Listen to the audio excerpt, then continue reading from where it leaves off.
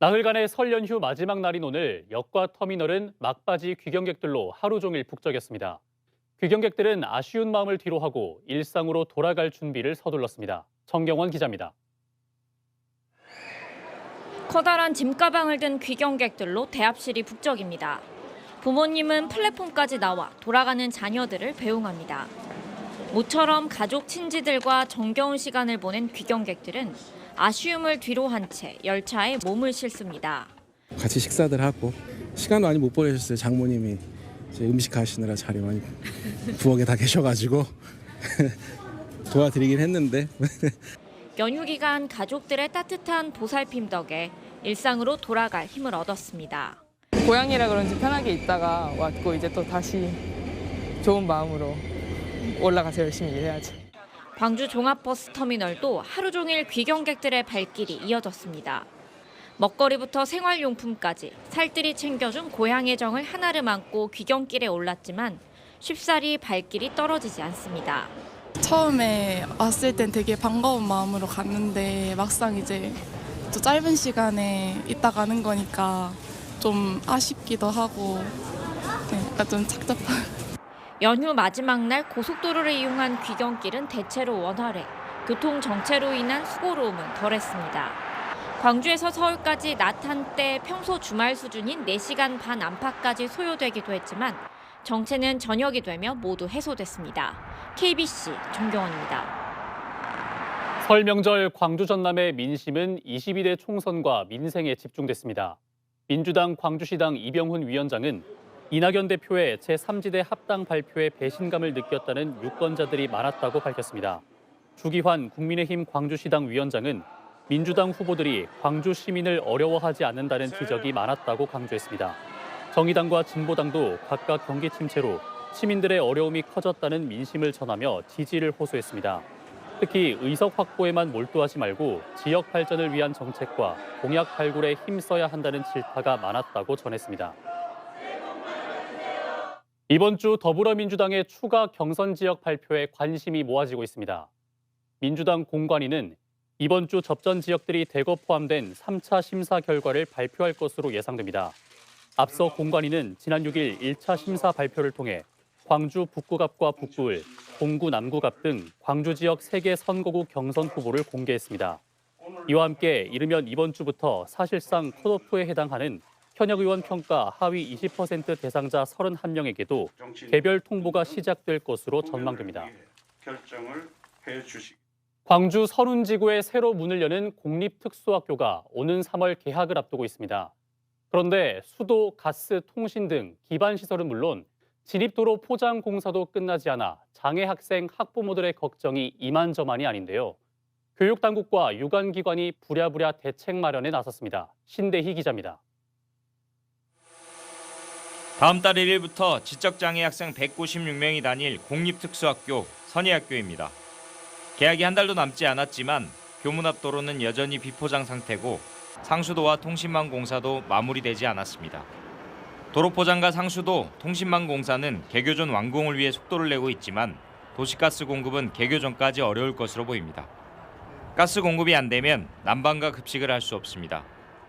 아이들이 안전하게 공부할 수 있는 환경 조성이 아직도 안 돼 있어서 너무도 걱정이 돼요. 가스나 수도 공사는 미리 마쳤어야죠. 교육당국은 수업이 정상적으로 진행될 수 있도록 일단 임시 대책을 마련했습니다. 교실에 난로를 설치하고 급식은 외부 업체에 맡길 예정입니다. LH 유관기관 등과 지속적으로 협의하고 있고 학교 측하고 긴밀히 협조해서 개교에 차질이 없도록 하겠습니다. 선운지구를 조성 중인 토지주택공사는 자재 공급 지연 때문에 선예학교 기반시설 준비가 늦어졌다며 빠른 공사를 약속했습니다. 기반시설이 사전에 완비되지 못한 점에 대해서는 정말 매우 유감스럽게 생각합니다. 조속히 기반시설 설치가 완료될 수 있도록.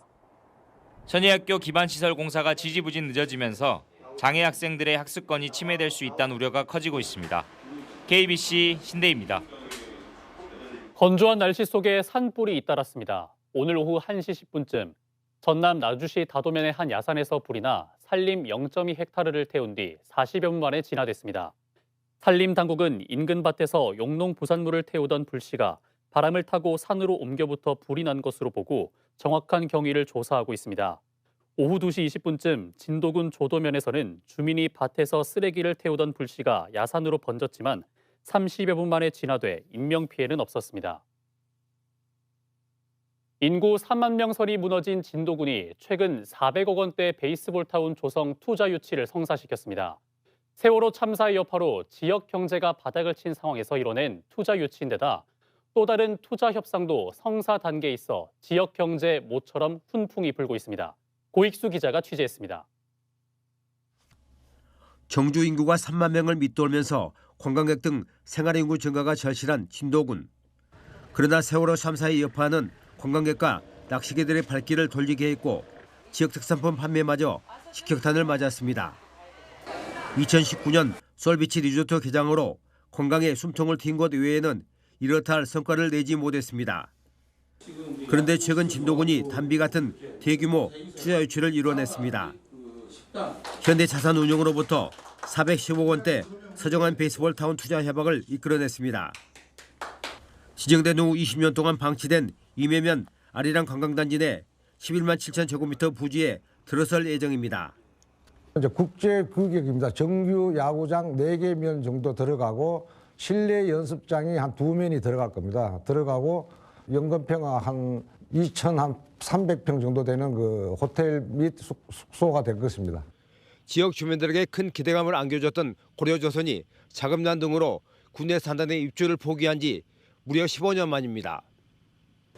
동학의 전지훈련이 가능한 야구장 4개면과 타운빌리지 60동에 140객실의 호텔까지 오는 2026년 조성되면 300여 명의 일자리가 생겨납니다.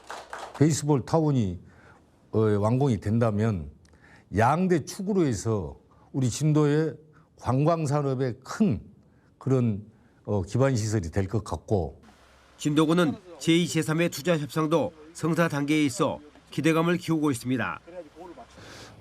진도의 입구인 녹진관광지 일원에 호텔 250억짜리를 또 투자로 지금 현재 진행 중에 있고요. 더불어서 솔비치 2단계 사업 서류 절차 마감돼서 진행 중에 있습니다. 오랜 침피의 터널을 지나 투자 유치에 훈풍이 불고 있는 진도군. 농업 위주의 취약한 경제 기반을 한 단계 끌어올리기 위해서는 이젠 제조업 분야로의 투자 유치 방향 전환이 요구되고 있습니다. KBC 고익수입니다. 여수 국가산단에서 최근 5년간 70건의 안전사고가 발생한 것으로 나타났습니다. 여수시에 따르면 최근 5년간 여수산단 입주업체 안전사고는 모두 70건으로 2019년 7건, 21년 24건, 지난해 16건 등으로 집계됐습니다. 유형별로는 화재 40건, 가스 등 유출, 누출 13건, 기타 12건 등으로 이로 인해 13명이 숨지고 31명이 다쳤고 71억 9,200만 원의 재산 피해가 발생했습니다.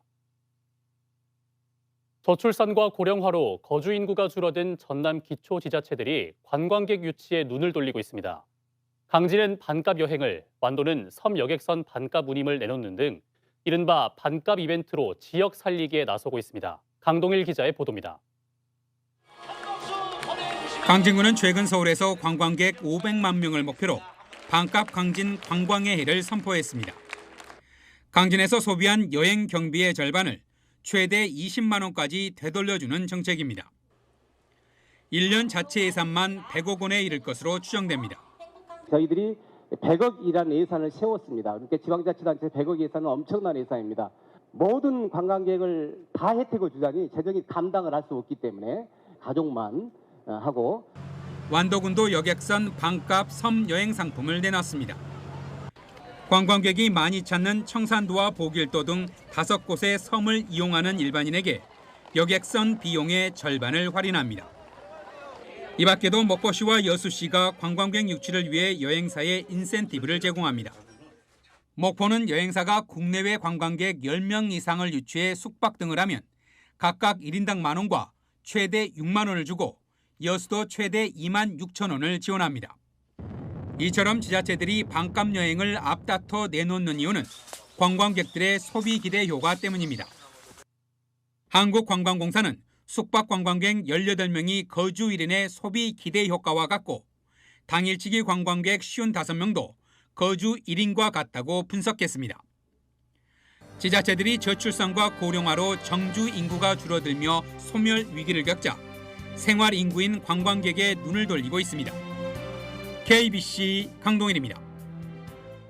이번 설 명절 기간 광주에서는 112 신고 건수가 감소한 것으로 나타났습니다.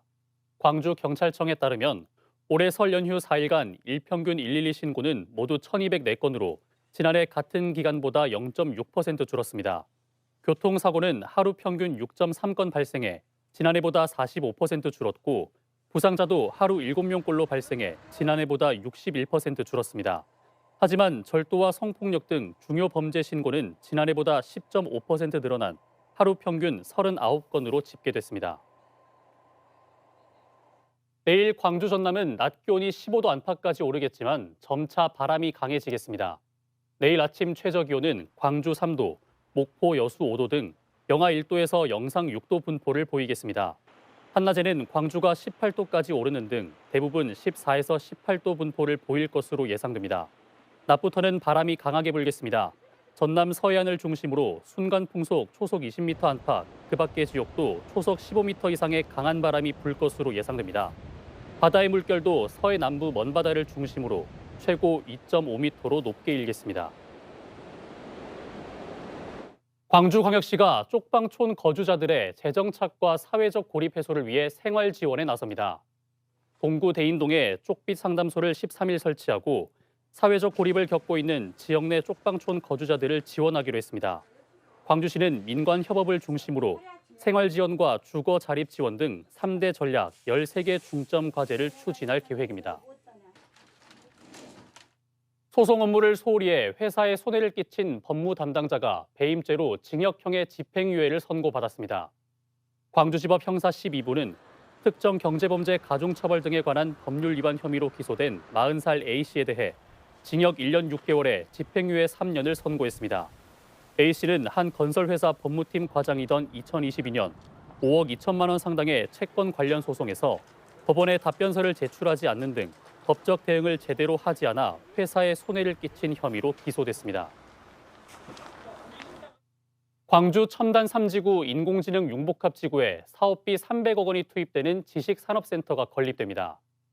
광주 경제자유구역 중 한 곳인 첨단 3지구에 들어설 지식산업센터는 최근 기본 실시 설계에 들어가 5,000제곱미터 부지에 지하 1층, 지상 7층 규모로 2027년 말 완공될 예정입니다.